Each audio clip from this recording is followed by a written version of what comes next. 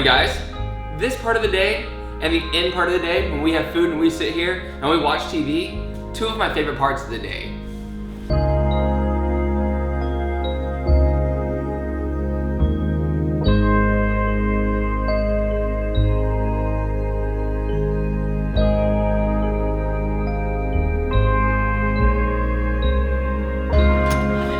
Me too. Let's go. So disappointing news, the kind of news that I gave yesterday in the video. The microphone, there was something wrong with it, so the entire rest of most of the day, the audio is not working. So I have to give a little update on what happened, because with vlogging every single day, you basically have to put out the content even when the audio screws up and try to string together something. Needless to say, I'm vastly disappointed, but the audio did cut on a little later in the day when I hung out with Dale Decker. But first of all, I went to this giant, gnarly bank, and it was amazing. It would have been really, really, really fun. I cruised a little bit, I hung out, did a couple drop-ins, did a couple just sitting there trying to film the sky, and then a guy came up, and this guy, if I could try to do exactly what he said, he was like, "You can't skate here, you can't skate here, you can't skate here." He said it so many times that it got really annoying, so I said something back like, "Hey dude, can I skate here?" I was trying to be really smart and really clever, and it turned out to be way smarter and more clever than I thought. I'm a genius. But then right after that, of course, he was very, very, very nice to me. So I thought of this idea that would probably make a good video title for a YouTube video, and I just said, how should skateboarders treat security guards or people who kick them out of spots? So I went up against a wall, I sat there and talked about how I felt. The consensus to everything that I felt was that that day and before that, there was 2 people who kicked me out. So a total of 3 people kicking me out of spots. And there's a lot of times where skateboarders who are a little younger, who feel a little insecure about their masculinity being mistreated, will react extremely negatively to someone who is a little abrasive. All 3 of these cases, the 3 security guards, they did approach me a little condescending, a little patronizing, and it was hard for me to suck it up. But I did, even though for 2 of them I did say something kind of smart-assness. So with these 3 security guards, I was trying to think of an explanation of why they were acting that way. How come when they come up to me, they say something that's a little mean, a little off-putting, and then when I react, they're super calm, and then they sort of change the pace entirely, where they would tell me, you can come back later and skate, or you can come back here after 9, which is what this security guard said, the one from this video that you're watching. He was like, come back at 9, you're fine. The other 2 guys were like, yo, you have 10 minutes to skate, and one was like, yo, you could probably get a permit in the office. Now, why this sudden change in their personality? And this is something I talk about with Dale a little later on, because in the same video, I met up with Dale Decker, and I asked him his opinion, but amazingly enough, the audio didn't work for that either. So just a lot of good audio, Dale pretty much agreed with whatever I was saying. I mean, at first I asked him, well, how would you react if I came at you like this? And he reacted by beating me up. It was just such a funny, clever clip that doesn't make any sense now with the audio muted. None of the clips actually make sense. You can probably tell that I'm pretty bitter right now, but I will try to continue without being a big, fat, smart person. The consensus that I had with this whole thing, with the whole stereotype of skateboarders and security guards, actually, it's funny, I approached a cop and asked if I could get a thumbnail with him. I have a strange question to ask, if that's okay. Yeah, so I'm filming this little documentary about how skateboarders should behave towards police officers. Just because there's just a big stigma about like skateboarders being rude to police officers. Okay. Yeah, so I'm making a video about it. Do you think there's any way I can get a picture with me, with one of you guys of some sort of, I'm not supposed to take any pictures. Literally, just got a ticket for asking a police officer if I could have an interview with him. Yeah, it's You're fucking joking. I swear, $100 ticket. You're fucking asshole. I tricked you. Wait, actually, I don't think you can tell what he says because the camera's pointing down, because he told me that you can't film with a cop unless you have a permit. So he sat there and was kind of like, you know what, that'd be a cool thing. You should reach out to the police station and get an interview with them. And I was like, you know what, I film videos every single day. It's not worth the time. When a security guard approaches you and he says, look, random kid that is probably just like all the other kids on skateboards, you can't be here. And then he gets his defense up. He's like, yo, this kid's about to fight me. And the kid goes, shut up, you idiot douchebag. And my reaction was a lot less than that. I was just kind of like, okay, dude, that's fine. And I think when they felt that adultness within me, they were like, you know what, you're an adult. I'm an adult. I feel for you, brother. I know you're not here to try to cause harm. I know what you've been through. You're like my best friend. Let's hang out sometime and maybe try to go on a date. That's one analysis and one consensus, and the other analysis of the whole situation, I feel like I'm using the wrong word. The other thing that I gathered from this, one thing that I believe might be the case sometimes, but it just sounds arrogant, so it's weird for me to say, but I think it's the truth. I think the power dynamic shifts a little bit, so when a security guard approaches, he pretty much holds the power because he can tell you to leave, and you technically have to, and I understand that.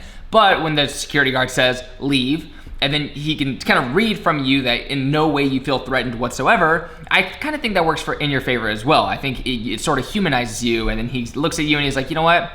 Probably not the type of dude that I should sit here and mess with, but at the same time, he understands me. One thing that I think is a really important note with anyone's lives, anyone out there, try to be respectful towards people who are just doing their job. If someone tells you to leave, most likely somebody called and said, hey, I don't want this person here. It makes me feel uncomfortable, and it sort of is disrupting what is going on, especially when somebody else owns that business. When they call a security guard and he comes and says, hey, you need to leave, it's not really cool to be like, hey, I know this ain't my property, but shut up. It's better to get your skateboard, your 4 wheels, your pants, and leave. But on the other end of it, one thing that I always, it's like a saying that I have that I try to express as often as possible that I've never expressed on this channel, so clearly I don't express it as often as possible. Police officers and security guards are not your parents. So there's no reason that you have to treat them like your parents. When your parents tell you to do something, it's like intimidating and you're like, yes, of course, because I don't want you to, I don't know, punish me. And your parents raise you, so you don't want them to be disappointed in you. There's a lot with your parents. There's like a spiritual connection, and anything they tell you to do, you know, you feel compelled to do it regardless of your age. I'm 26 years old, and when my dad tells me, hey John, do this, I'm like, yes sir, father sir, I love you sir, please don't hurt me. But a lot of kids see authority that way. I don't really know why, but when a police officer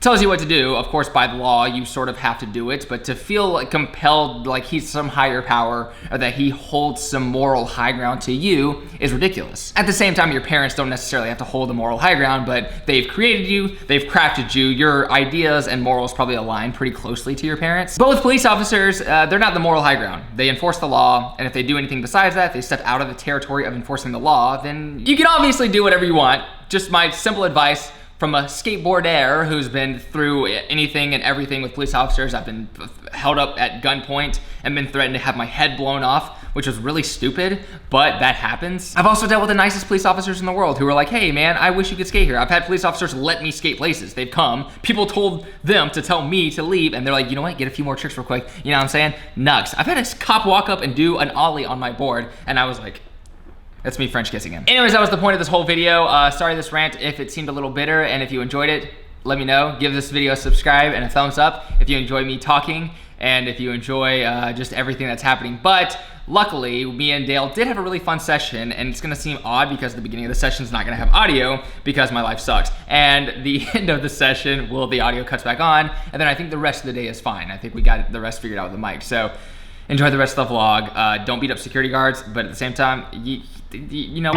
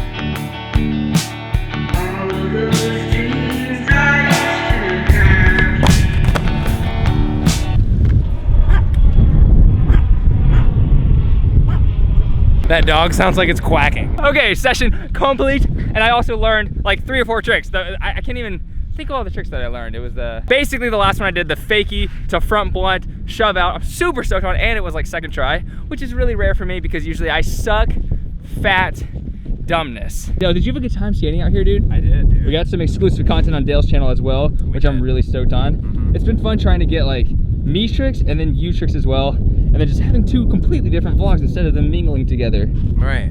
Because I hate it when you copy me. What? I'm just kidding. I'm totally joking. Totally joking. Let me know when you come. I think I'm Gucci. Gucci Mama? Yes. Nice.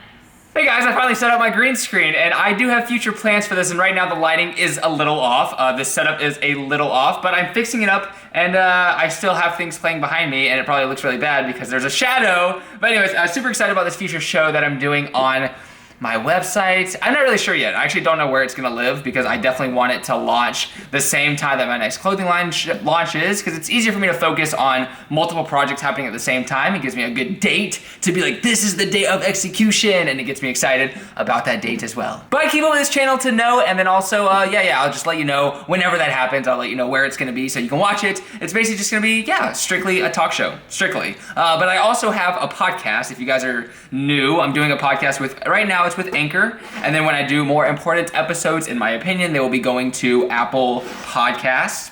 Is that right? Yep, for iTunes podcast. iTunes podcast. So a few projects in the mix, but I did promise yesterday at the end of the video that I would talk a little bit about my new business venture that I'm trying to go about, and I don't have too many details just yet.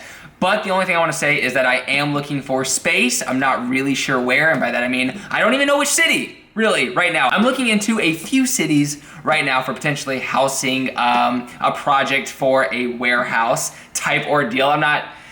The location is not set in stone, and the idea is still a little fickle, but the project is going to require some warehouse space. So that's what I'm looking for right now, and that is sort of my next, what I'm gonna be focusing on as much as I possibly can. And I just finished up the artwork for Progress Daily, the fall season, so that is in submission. The guy is handling all that business right now. I'm really excited about that coming out soon, and from there, I've mentioned this as well before, pop-up shops every month from there, and I'll be collaborating with a lot of people who build brands within skateboarding as well. It's crazy exciting, and the podcast should be hosting a lot of really cool people within the skateboard industry, and hopefully a little and hopefully some people outside of this territory who do really cool things that I respect, because I have a lot of people that inspire me outside of this sphere, but this sphere is my home, and I understand it, and I love all the people behind here supporting this. So if you guys want to make sure that you're caught up with everything, you can check out my website, iamjohnhill.com. It is basically the centerpiece to all of my outlets, because right now there's a blog, there's a podcast, there's a YouTube channel, and if you don't keep it with my Instagram story, that is a whole separate thing. So I'm just putting out a lot of content, and it's super fun. It's my favorite thing ever, and I just film all day, so I definitely can't just put everything on YouTube, because it's way too much to spill. That's why I'm starting this second show, because I'm super excited about all these cool things and these opportunities within this sphere. Stay tuned, check out the website. I'll be uploading as much as possible. Right now it's at a very premature stage from what I want it to be, but that's okay. You guys are watching the process, and that's what I think is exciting about this channel, is you guys get to see me grow from when I start something, when it's really bad, and then hopefully when it turns into something that is a little cooler and a little fancier. So guys, stay tuned tomorrow for another video, because I do these every single weekday, 8 a.m. Eastern Standard Time. Tune in, peep game, skateboarding, fun adventures, friends, cool stuff. Love you guys so much. Progress Daily, and keep killing it.